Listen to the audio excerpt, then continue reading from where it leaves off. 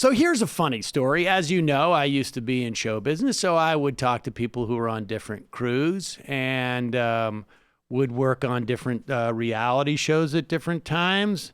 And I remember having to tell a guy who needed the cash, like, hey, man, don't worry about it, because he felt so sick to his stomach about the way that Dr. Drew on his addicted show, whatever that was. What was that show that he had where he had all these addicts in an apartment? Was the Attic House or something like that? How horrible and exploitive the whole thing was, and how they would sort of like create a certain amount of tension and drama with the idea that these guys would fall off the wagon, and how disgusted he was. And this is what the guy told me, and I would just say, like, look, dude, you need to pay for your family if you can't find another job. You know, I don't know what to tell you. But speaking of which, here's Dr. Drew now on Fox Nation. What does this doctor have to say? It was an ideology. Whenever you have ideology grab people in a profession or a leadership position, this is the exact same thing that's happening with homelessness. The ideology is this is a housing crisis, period, end of story. It's income inequality. It is not. It is a mental health crisis. And if you don't wake up from that theological fog, more people are going to die. 3 people dying in the streets every day in Los Angeles County, 3 every day. And people who get in the way of treating those people are murderers. They are. And I'm sick of it.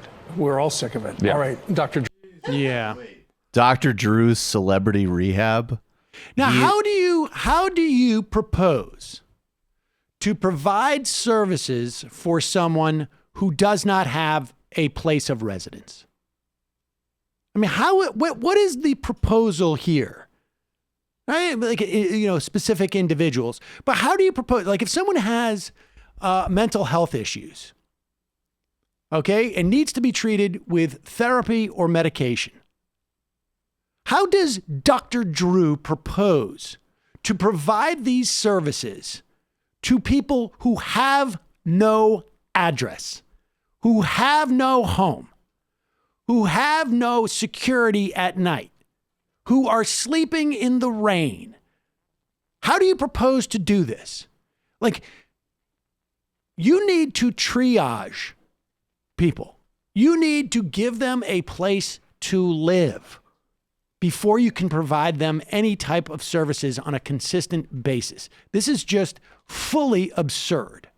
Well, in addition to that, I mean, how do you also incidentally synchronize? Like, I'm tired of people getting in the way of funding proper public mental health. Like, I don't even know what he's saying.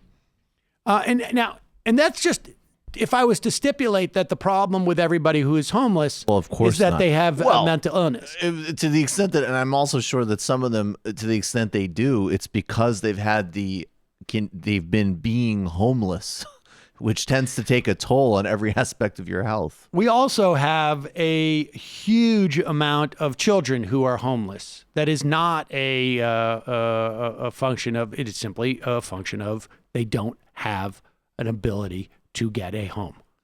And if he's arguing we can't stop once we give them residence, we need to give these folks support, great. But that's not what the argument is. Unbelievable. We have some more if we want to see it. Yeah, let's see more of this. This is, I guess, right before.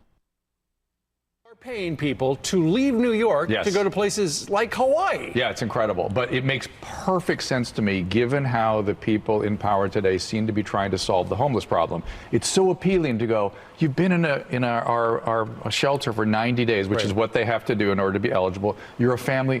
Pat on the back, we will take care of you. We will give you a year of free rent to get you back on your feet, which is anathema to the problem. The problem is not that you need a housing. It's not that you need a period of time to get your act together. You need mental health services. Of course. And if you do not provide the treatment and the vocational rehab, you are committing people to chronic difficulties. You're just warehousing them. You're not even warehousing them. These things are progressive. These are all progressive illnesses that you see on every street in this country. They are progressive illnesses, and they end in demise. They end in death.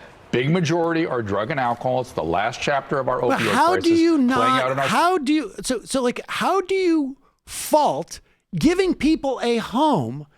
Now, if you're saying like we can't stop there. We need to continue to spend more money to provide services, but that's not what he's saying here.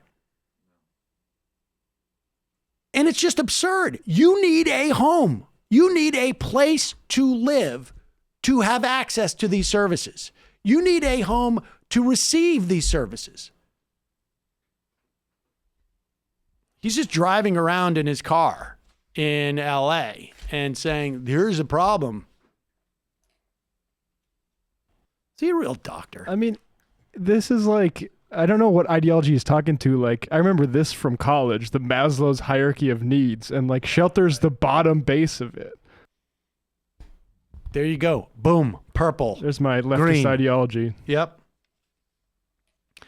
But the guy who exploited people's addiction, he should know.